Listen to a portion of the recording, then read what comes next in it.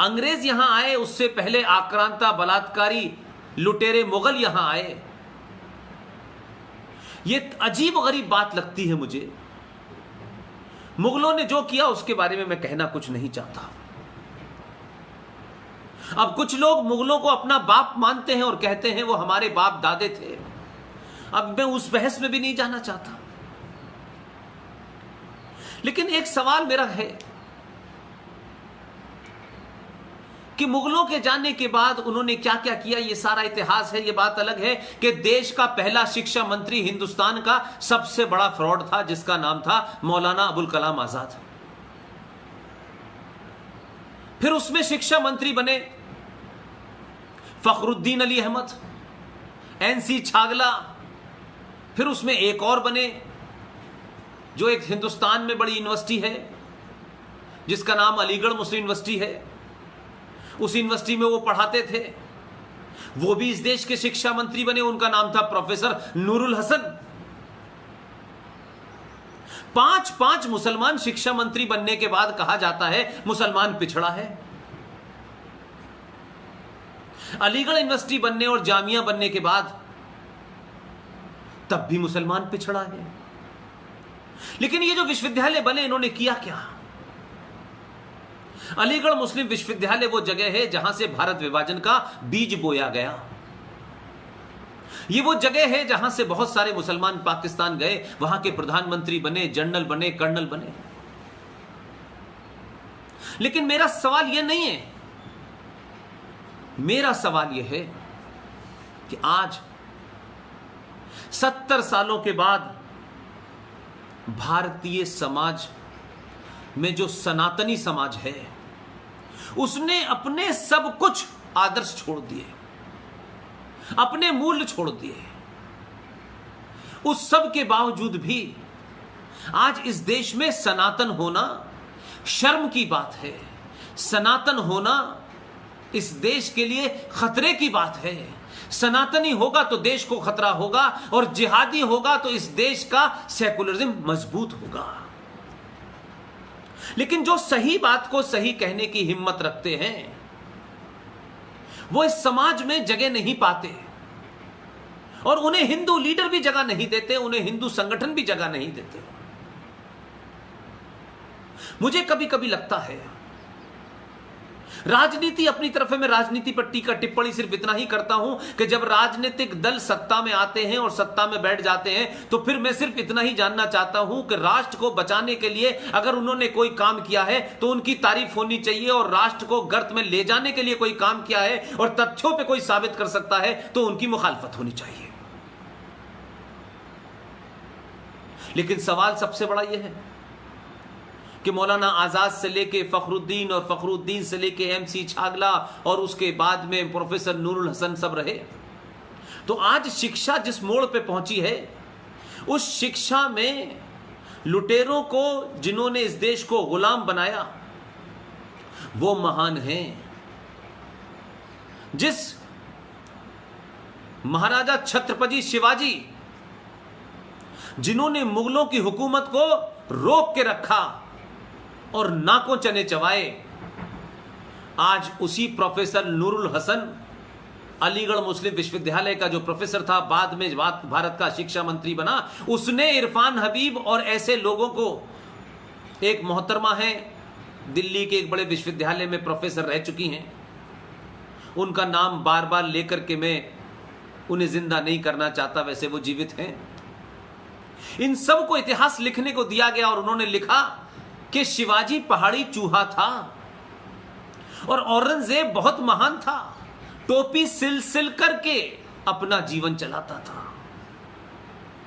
यानी झूठ की वो पराकाष्ठा की कि भारत विभाजन के बाद जो भारत में मुसलमान रह गए उन्होंने गजवाए हिंद और दारुल हर्ब से दारुल इस्लाम बनाने का एजेंडा जारी रखा। और जो आदमी इन लोगों पे सवाल उठाए, तथ्यों के साथ उठाए, रेफरेंसेस के साथ उठाए, वो कम्युनल है, वो माहौल बिगाड़ रहा है, उसे गिरफ्तार करो, उसके फेसबुक पेज को रोको, उसके यूट्यूब पे भाषणों को रोको, और जो खुलेआम भारत को चुनौती दें शिक्षा संस्थानों में भारत को तोड़ने की बात कहें, इस देश के खिलाफ जंग का ऐलान करें, किसी कानून के विरोध को करते करते वो ये कहें कि हमें चाहिए जिन्ना वाली आजादी। जिस अलीगढ़ यूनिवर्सिटी को पाल पोस कर बना किया है, यह बात अलग है कि मेरी पैदाइश वहीं की है, वहीं से मैंने तालीम ली है। उसमें कहा जाए हिंदुओं की कब्र बनेगी एएमयू में, ऐसे कहने वाले इस देश में सेकुलर हैं, लिबरल हैं, और माइनॉरिटी के नाम पर इनके ऊपर सवाल उठाना इस देश की माइनॉरिटी के खिलाफ बोलना है। उनके खिलाफ आप नैरेटिव क्रिएट कर रहे हैं, उनको आप तकलीफ पहुंचा रहे हैं, तब उनको इस देश में दमादों की तरह पाला जाता है। भारत एक ऐसी मां है जिस मां के बच्चे कमाएं, इनकम टैक्स दें, इस देश के सारे संसाधनों में अपना सहयोग करें, वो माएं अपने बच्चों को फौज में भेजें, उन तमाम सब के बाद इस देश में 30 करोड़ लोग भारत के दामाद की तरह रहते हैं और उसी तरह बात करते हैं। उनकी नाजायज मांग मानेंगे, नहीं मानी तो वो भारत मां रूपी उस मां के खिलाफ खड़े हो जाएंगे। ये एक ऐसे दामाद हैं कि इनकी अगर डिमांड नहीं पूरी की गई तो वो आपकी बेटी की हत्या कर सकते हैं, मार सकते हैं, उसे टॉर्चर कर सकते हैं। यहां वो बेटी भारत है, वो मां उससे शिकायत भी नहीं कर सकती। इसलिए कुछ लोगों को लगता है उनका काम है भारत के संसाधनों पे पलना, भारत की जीडीपी में कोई कंट्रीब्यूशन नहीं, भारत की फौज में कोई कंट्रीब्यूशन नहीं, भारत की इकोनॉमी में कोई कंट्रीब्यूशन नहीं। वो भारत के ऊपर उस दामाद की तरह है जो कुछ करता नहीं है लेकिन चाहिए उसे सब कुछ। और जहां जहां ये मेजॉरिटी में होते हैं वहां न भारत का संविधान चलता है, न भारत की पुलिस चलती है, न फौज की चलती है, न संविधान की चलती है, न संसद की चलती है। लेकिन जहां मेजॉरिटी में नहीं होते, जहां 5% होते हैं, वहां सेकुलरिज्म चाहिए, वहां हिंदू मुस्लिम सिख ईसाई भाई भाई का नारा झूठा गाड़ा जाएगा, वहां गंगा जमुना तहजीब के नाम पे फ्रॉड किया जाएगा। यही वजह है कि इस देश में जम्मू कश्मीर में एक सरकार थी, एक महबूबा की, उस सत्ता ने इस तरीके का माहौल बनाया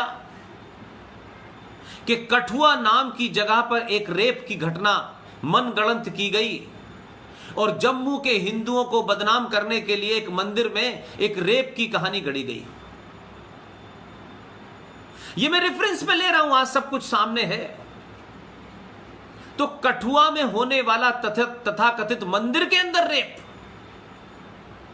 वो रेप यूएनओ तक चला गया, वो देश के इलेक्शंस में इस्तेमाल हो गया, दुनिया भर में हाय तौबा मच गई, लोग गिरफ्तार भी हो गए, झूठे तौर पे करना पड़ा क्योंकि अपीजमेंट करना था। लेकिन इसी हिंदुस्तान में 4 दिन पहले की घटना है कि बिहार के अंदर मुसलमानों ने कोई मस्जिद बनाई और वो मस्जिद फले फूले, इसके लिए राहुल जायसवाल नाम के एक लड़के की खुलेआम बलि दे दी गई। लेकिन पहले तो उसको हशप करने की कोशिश की गई। सही क्या है, गलत क्या है, बगैर जाने कठुआ का रेप हो चुका, गिरफ्तार हो चुके, मंदिर में भी दिखा दिया गया और आनन फानन में लोग गिरफ्तार भी कर लिए गए। लेकिन मस्जिद में बलि अगर चढ़ा दी गई है राहुल जायसवाल की, इसकी चर्चा करना फेसबुक को बुरा लगता है। उनको लगता है ये उनके कम्युनिटी रूल के खिलाफ है। तो कम्युनिटी रूल के खिलाफ जाने से जाएंगे जिहादी और वहां शिकायत करेंगे और उस पे से आपका वीडियो हटा दिया जाएगा।